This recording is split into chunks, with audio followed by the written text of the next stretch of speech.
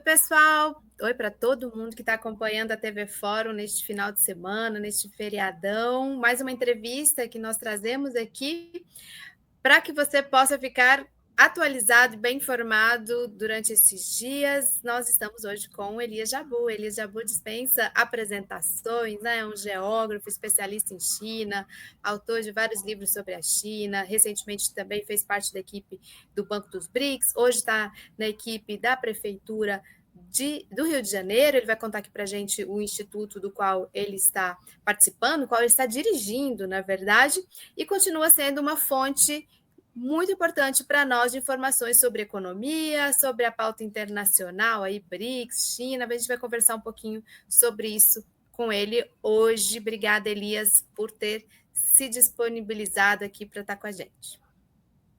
Eu que agradeço, Ana, o convite de estar contigo nesse lugar tão especial que é a TV Fórum. Elias, vamos começar com o tema nacional? Vamos.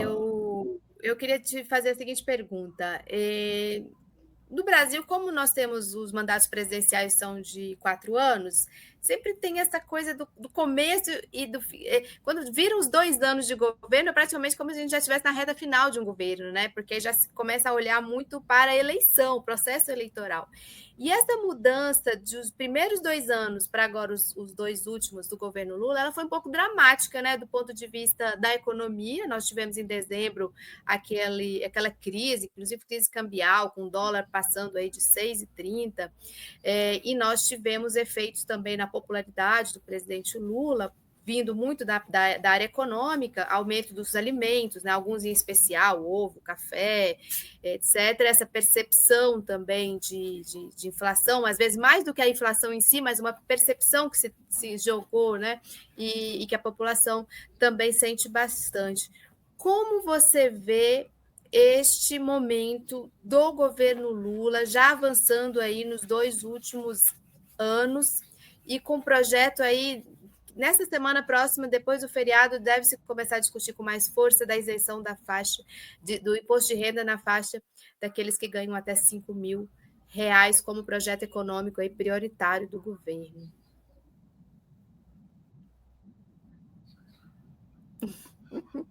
Bem, a situação do governo em geral é muito difícil, apesar das últimas pesquisas de opinião mostram que ele ganharia de todo mundo no segundo turno, mas a situação é muito difícil, porque ele herda uma situação do BNDES, quando o BNDES não tem mais condições institucionais de operar da forma que operava na época que ele era presidente. Ele herda um país em que a Petrobras deixou de ser um indutor do desenvolvimento para ser uma furadora de poço, uma empresa altamente financiarizada, orientada à entrega de dividendos aos seus acionistas, uma Eletrobras privatizada, que já não é mais uma empresa nacional, um Estado brasileiro que criminalizou a utilização do instrumento da dívida pública para a geração do que os economistas keynesianos chamam de demanda efetiva, né? Então, é um governo que ele vive numa jaqueta, numa jacket, como dizem os britânicos, numa jaqueta, uma camisa de força, e que ele tem muito pouco recurso para fazer as coisas acontecerem, né? Então, isso reflete na incapacidade do Estado brasileiro, por exemplo, se equipar de instrumentos para enfrentar a crise que pode vir a chegar aí, diante de nós, né? Então, tudo isso é um cenário que é muito preocupante, porque se vem uma crise agora, essa crise vai afetar a taxa de câmbio, vai afetar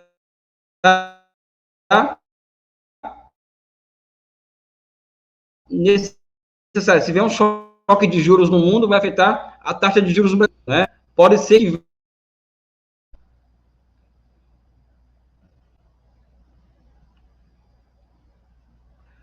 ser que venha inflação, por exemplo, sabe? Ou seja, é um cenário que está vindo aí muito complicado. Pode falar. É que eu parei quando enfim, é um cenário muito complicado agora. Pode continuar. Agora, tem essa questão da faixa de imposto de renda, que é uma injeção na veia de grana, na grana no veia, porque como o governo se comunica com o povo através dessa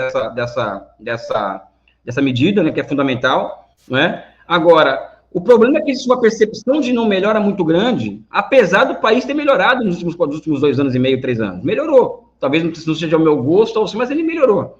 E isso tem muito a ver com a falta de mobilidade social do Brasil. E essa falta de mobilidade social é típica de países que se desindustrializaram muito rápido e que não houve uma recuperação a contento da indústria do país nos últimos anos capaz de gerar uma mobilidade maior entre as classes sociais. Então, isso é o que traz tanto essa sensação de mal-estar, quanto se transforma em um elemento que ajuda muito a extrema-direita no país, né? Ou seja, o fascismo se alimenta da falta de mobilidade social. Talvez seja esse o diagnóstico de pronto que posso te entregar, né? Certo. Nos dias que a gente está gravando essa entrevista, o governo Lula ele apresentou no parlamento seu projeto de lei de diretrizes orçamentárias, né? O LDO. Deixa eu ver se eu estou com ela aqui. Eu queria colocar uma que está falando do salário mínimo, né? Então, tem essa perspectiva aí de aumento do salário mínimo, né, para R$ 1.630, se eu não me engano, mas também há uma projeção para os próximos anos temerária, né? Já chega-se a dizer que aqueles fundos constitucionais ou recursos constitucionais, principalmente saúde e educação, estão ameaçados caso a política econômica continue tal como está hoje. Essa aqui é uma manchete que saiu hoje no Estadão: gasto crescente com emendas vai travar investimentos da União, estima o governo. Eu queria te fazer essa pergunta. Hoje, o governo Lula, ele tem uma clareza sobre o seu projeto econômico? Vai apostar na questão do déficit zero? Vai continuar com esse arcabouço fiscal, mesmo que isso ameace investimentos garantidos pela Constituição, como o da saúde e da educação?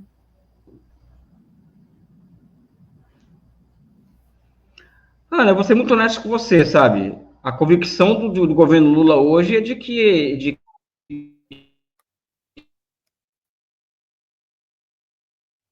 que a austeridade vai trazer resultado futuro. Não houve uma mudança nesse paradigma no Brasil. Além do Estado brasileiro, mas existe uma convicção nas grandes figuras do governo de que é necessário estabilizar a economia para depois crescer, sabe?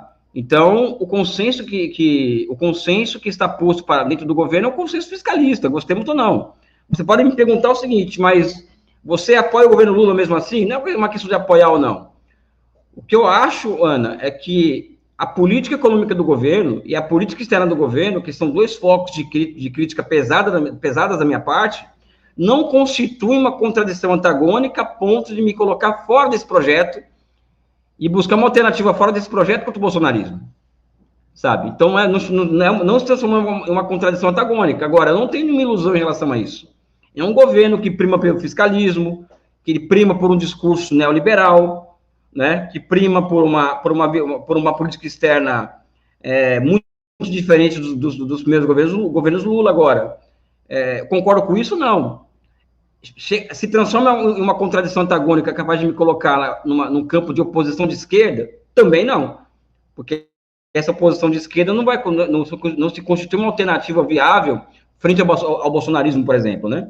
Então, é esse dilema que nós vivemos enquanto militantes de esquerda no país, com o Brasil, e com as contradições do nosso tempo no país, né?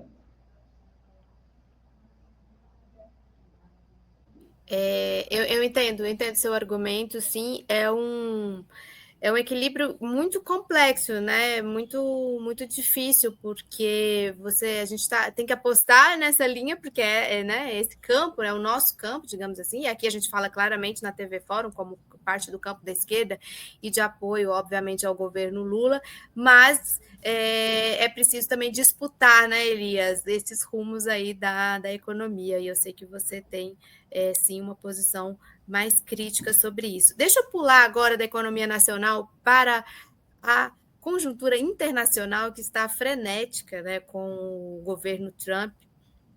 e o seu tarifaço com foco especialmente para a China, né?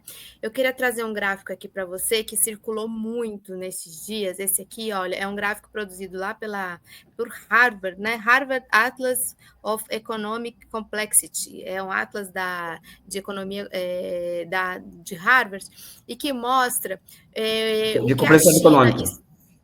O que a China exporta para os Estados Unidos e o que os Estados Unidos exportam para a China, né? E aqui a gente pode perceber que o cor-de-rosa aí são maquinários, telecomunicações, veículos, e o azul são combustível. Então você vê no fluxo da China para os Estados Unidos muito mais produtos de valor agregado, valor tecnológico, né? E dos Estados Unidos para a China sobressai aí o azulzinho, né? Ou está mais equilibrado, né? O azulzinho. Como você vê neste momento, hoje, 17 de abril, o dia que a gente está gravando este programa, né? Este programa vai ao ar aí no feriado da Páscoa. Como você vê qual é a fotografia de hoje dessa guerra comercial promovida por Trump com 245%, né, de taxas, de tarifas sobre os produtos chineses? O que a gente pode pensar para o próximo período? Isso é uma coisa que muita gente pergunta. O que a gente pode prever para esses próximos meses aí? Eu acho que a palavra que resume, e a partir desse palavra no conceito, né? O conceito que resume o atual momento é incerteza. Incerteza vai entregar, o passo seguinte da incerteza, como eu já disse antes para você, vai entregar baixo investimento, que por sua vez vai levar uma redução do comércio mundial. Isso pode entregar para o mundo uma crise de grandes proporções, como a de 2007 e 2008. Isso pode acontecer, tá? A demanda chinesa por produtos do sul global, por exemplo, ou mesmo do norte global, pode amainar essa crise? Pode, mas ela pode acontecer.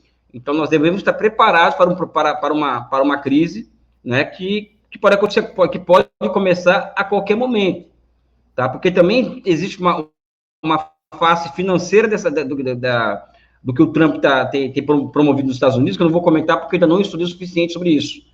Mas sim, o mundo, ao que tudo indica, caminha para uma crise, né? Então, acho que isso é que eu posso falar, e quem falar mais do que isso, né, vai tá chutando, né, como diz o outro, né? Mas é um cenário de que, veja bem, os americanos sempre foram protecionistas e sempre foram estados desenvolvimentistas, mas eles agora é o hiperprotecionismo, uma coisa escancarada, vamos dizer assim, sabe? Ninguém tarifa um país do mundo em 240%. Sabe? É uma tentativa clara de colocar a China de joelhos e, evidentemente, colocar o resto do sul global de joelhos também. Uma tentativa de manter o mundo em uma situação de caos permanente como forma de manutenção de uma hegemonia política, né? Eu acho que isso é o que acontece hoje no mundo, né? Que é a incerteza de um lado e outra promoção do caos, né? Como forma de manutenção de hegemonia. Até porque é muito difícil imaginarmos a manutenção da hegemonia americana, ou seja, um país que está exportando para a China produto primário, sendo que antigamente era o oposto, ou seja, a China importava tecnologia dos Estados Unidos, né? Como um país desse vai se manter hegemônico no mundo, ditando as regras, e um mundo baseado em regras e contratos, etc. Não tem condições, né? Então, a única forma desse país se manter vivo e se manter em pé é transbordando o caos mundo afora, que acho que essa é a única forma que eles têm de manter a sua hegemonia intacta no mundo. E mesmo assim é muito difícil, né? Elias, para a gente concluindo aqui, agradecendo novamente a sua presença aqui na TV Fórum, você que já morou na China, né? O presidente Xi Jinping, ele anunciou que está convocando, peraí, entrei com a tela errada, ele está convocando aí uma reunião do Conselho de Segurança da ONU para o próximo dia 23 de abril, para tratar do que eles estão chamando de bullying de Trump contra a China. Eu queria que você compartilhasse com a gente a sua visão de quem já viveu lá na China, quem acompanhou de perto a política do Xi Jinping, tanto para dentro como para fora, né? Tanto a política interna como a política externa. O que está passando na cabeça dos chineses neste momento de como lidar com essa crise? Eu acho que o que eu percebi, evidentemente, que a política que a China tem empregado desde 2017, ela nos dá razão, é de que a China nunca teve tão coesa em torno de objetivos estratégicos, sendo que o principal deles é a autossuficiência naquilo que ela não é autossuficiente do que hoje, né? Então, o que acontece hoje na China é uma população completamente, a massa do povo, né? Dos cientistas e empresários, Partido Comunista e tal, um grau de tensionamento muito grande por conta de uma ameaça existencial, porque no fundo, o que o Trump, o Biden, o que todos eles querem mesmo é destruir o poder político exercido pelo Partido Comunista da China. Então acaba que se transformando numa luta existencial, essa luta contra as tarifas do Trump, contra o bullying tecnológico, né? Mas isso é um lado muito positivo, que é qual? A China conseguiu tirar uma distância imensa dos Estados Unidos em matéria, por exemplo, de infraestruturas de semicondutores, que ela estava há duas gerações atrás dos Estados Unidos, há 7 anos atrás. Hoje a China já está chegando lá, né, com chips de 3 nanômetros. Inteligência artificial, mesma coisa. A China estava muito atrás dos Estados Unidos. Hoje ela está empatada com os Estados Unidos, né? Então existe um mix de coesão e rapidez com que a China pôde mobilizar a sociedade em torno desses objetivos e entregar concretamente a substituição de importações de alta tecnologia para a produção interna própria do país, né? É isso que está acontecendo hoje na China. Muito bom, Elias. Muito obrigada de novo por trazer essa sua análise para nós. É um privilégio ter você aqui. A gente sabe da sua correria aí também. E eu queria terminar essa entrevista justamente te passando a palavra para você contar para a nossa audiência o que você está fazendo, de onde, como as pessoas podem acompanhar também o seu trabalho, o que você nos indica aí para a gente também continuar bem atualizado, informado sobre o que está acontecendo na China, nos BRICS, né? Vem aí os BRICS também no Brasil, se você quiser dar uma palavrinha sobre isso. Este é um semestre importante, né, aqui para o Brasil e para os BRICS de uma forma geral, né, nessa próxima reunião que se aproxima aí em julho, inclusive na cidade onde você está, né, no Rio de Janeiro. Isso. Eu, todos sabem, voltei da China no final do ano passado. Em tese, eu ia voltar para a universidade. Ser professor, aí surgiu esse convite, possibilidade, aberta pelo prefeito Eduardo Paes, de eu presidir o Instituto de Urbanismo Pereira Passos, que é um instituto de urbanismo aqui do Rio de Janeiro, que produz dados, gera informações, enfim. E a tarefa nossa aqui, que posta pelo prefeito, é de transformar isso aqui em um think tank que envolva não somente urbanismo, mas também de desenvolvimento econômico. Então, transformar isso aqui no think tank que pensa o futuro do Rio de Janeiro, né? Em paralelo a isso, eu continuo dando aulas ao UERJ, nos programas de pós-graduação de Relações Internacionais e Ciências Econômicas. Devo lançar um livro lá para o mês de outubro, novembro, que é um livro que eu escrevi enquanto estive na China. Quando estive na China, passei finais de semana viajando pelo país inteiro e fazendo uma pesquisa mesmo lá, mochileiro mesmo. E 16 semanas eu fiz essas viagens e escrevi um livro junto com o Roland Boyer, que é um pesquisador australiano, que dá aula na China, e que é uma continuidade do China, o socialismo do século XXI, né? E também com volta ao Brasil com tudo, no sentido de disputar ideias. Então, onde eu posso estar participando de disputa e para expor a minha opinião sobre as coisas, eu tenho ido, né? Então, essa tem sido a minha vida. E as pessoas, o que você pede para as pessoas lerem, verem, ouvirem? Eu acho que é mídia independente, não tem onde correr. Né? Então, acho que, já comentei com amigos isso, vai vendo, quer saber de política internacional, vai falar com a Ana Prestes, por exemplo, vai ouvir o que ela tem a dizer. Que ela é a última voz, para mim, particularmente, no que serve política externa, né? E a dinâmica das relações internacionais, né? Eu acho que é isso, é fixar em mídia independente, porque na mídia tradicional não tem condições, né? Nenhuma, né? Não dá para levar a sério, né? E é isso, eu quero agradecer a chance de estar aqui com você, Ana, aqui na TV Fórum, assim, que eu tenho um grande carinho, e deixar um abraço para você, um beijo do coração, e valeu! Elias, muito obrigada também a nossa equipe toda aqui da TV Fórum, viu, Rovai, Dri, nossa equipe do Fórum Café, a Zenha, o Ivan, ficaram muito felizes quando eu contei que você estaria aqui com a gente alguns minutinhos aí para compartilhar das suas visões neste momento tão importante da história da humanidade, né, em que essa crise se avizinha, como você bem colocou e apontou. Então, a gente espera poder contar com você aqui outras vezes. Então, eu me despeço de ti e também me despeço da nossa audiência, gente. Até o próximo Fórum Café, para a gente se atualizar aqui também. Obrigada e até mais.